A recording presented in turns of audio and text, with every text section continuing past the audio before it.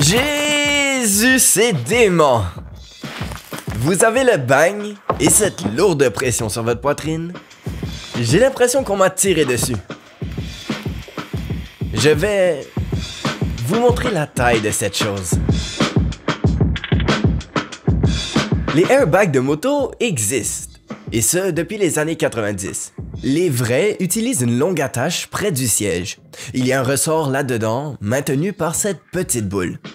Quand je m'envole de la moto, le ressort actionne un piston, qui pénètre dans une cartouche de CO2. Cela gonfle le gilet qui immobilise mon casque en se gonflant autour des épaules. Et d'ailleurs, pour des raisons évidentes. Maintenant, je sais ce que vous pensez. Est-ce que je vais passer de 0 à Dana White en un seul malheureux geste? Non! Il faut une erreur de 20 kg pour déclencher ça. Et seuls les gymnastes obèses descendent avec autant de force.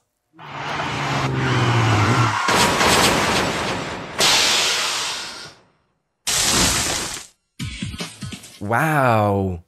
Pas pour MotoGP. Il s'avère qu'il y a des règles contre l'attache des coureurs à leur moto.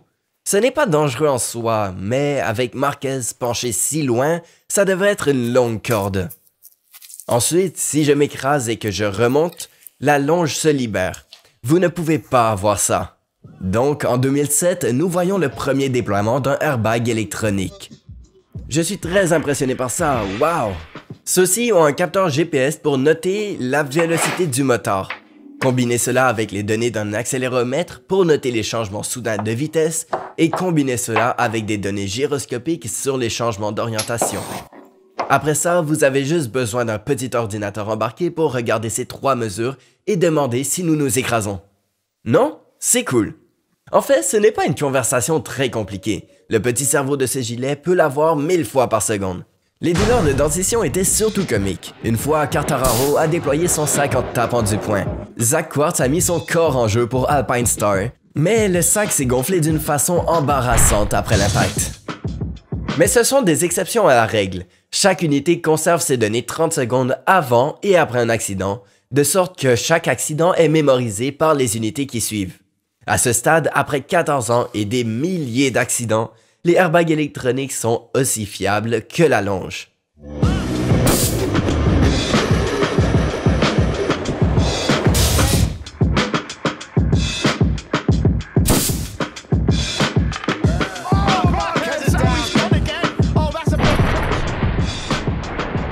Ouais, merveilleux.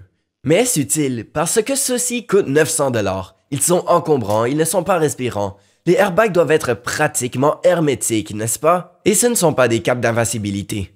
Si tu te fais choper à 200 km/h, même le bonhomme Michelin va crever. C'est vrai, mais l'équipement que vous possédez déjà est le contrepoint. Voici mon coussin dorsal CE niveau 1 de l'Union européenne. Si je le frappe avec la force d'une enclume d'Ursula, il transmet moins de 18 kN. Principalement grâce à la dispersion. Le coussin répartit la force sur toute sa surface. Mais les airbags ne font pas que répartir la force. Ils ont la profondeur écrasée pour l'absorber. 0,36 kN. L'absorption est 50 fois plus efficace que la dispersion. Ce vieux sophisme des moteurs s'avère vrai avec les armures. Il n'y a pas de remplacement pour le déplacement. C'est pourquoi j'ai laissé Anish me frapper avec un club de golf. Quelque chose que je ne ferais jamais avec un fond moins important ni avec un ami moins important. Donc, les airbags sont peut-être encombrants, étouffants et chers, mais moins que 50 d'entre eux. Pensez aussi à la Minerve, dont on sait qu'elle réduit de 89% les blessures de la colonne cervicale, comme l'explique le jeune Ryan F9. Mouvement limité, mouvement limité, mouvement limité, mouvement limité, mouvement limité. Wow! Beaucoup de vocabulaire. Minerve, bien. Airbag, meilleur. Il immobilise votre casque dans la mesure similaire à celle de votre colonne vertébrale, mais seulement en cas d'accident. Le reste du temps, c'est moins gênant qu'une Minerve, et quand on sait que les airbags remplacent votre Minerve, votre coussin dorsal, votre coussin thoracique, il est difficile de les considérer comme un obstacle. Pourtant, nous le faisons.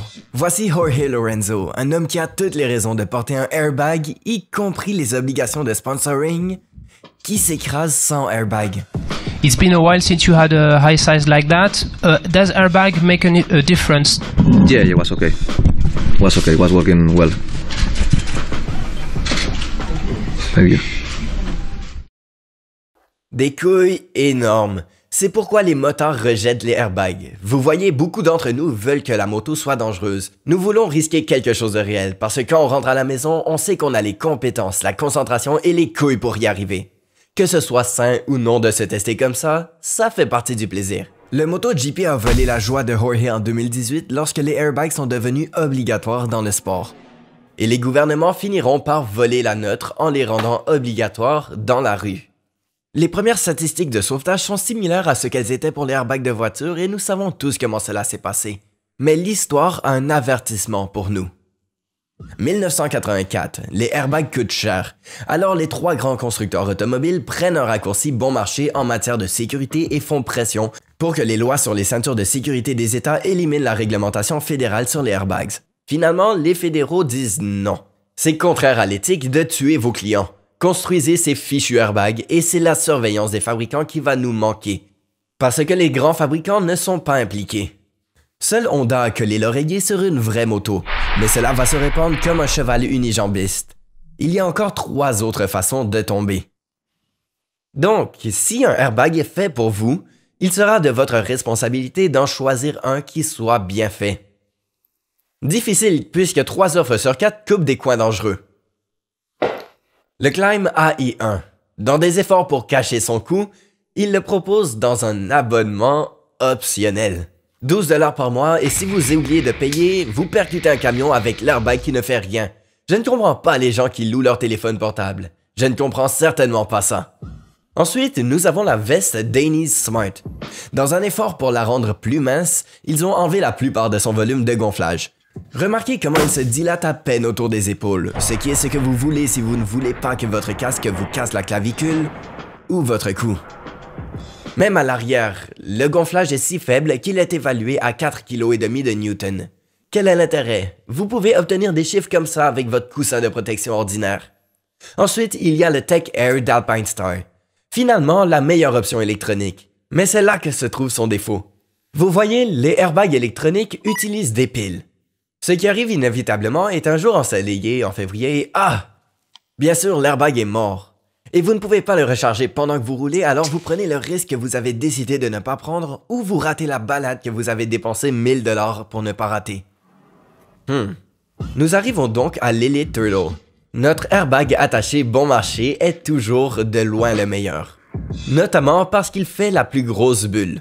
Et si j'achète un airbag, c'est un peu le but. De plus, le recharger après un crash ne nécessite qu'une cartouche de CO2 à 20 $ et 60 secondes de temps libre. Vous voyez, les airbags de luxe utilisent un mélange d'argon qui est hautement compressible et leur permet de s'en tirer avec de plus petites cartouches. Mais plus pertinemment, il s'agit d'un mélange propriétaire, ce qui signifie que ces airbags doivent être réenvoyés au fabricant pour être rechargés. Ce qui vous coûte quelques centaines de dollars et vous met à sa merci. Oh, Monsieur McMurray, oui, nous avons trouvé une petite égratignure ici et nous ne pouvons pas le recharger de manière éthique. On dirait que vous allez devoir en acheter un tout nouveau. Facile, réutilisable, simple commodité. Les airbags intelligents peuvent se vanter de leur temps de détection de 40 millisecondes. Mais les moteurs intelligents savent qu'à 50 km/h, vous recouvrez cette longe d'un demi-mètre en 36 millisecondes de toute façon. Et qu'elle n'a pas de batterie pour mourir sur vous. Donc, oui, les airbags pour moto existent, non, les motards ne les utilisent généralement pas parce qu'ils aiment le risque. Mais peut-être que vous voulez en acheter un pendant que vous avez encore le choix d'en acheter un. Si c'est le cas, achetez l'Elite Turtle et laissez les airbags électroniques aux coureurs. Merci.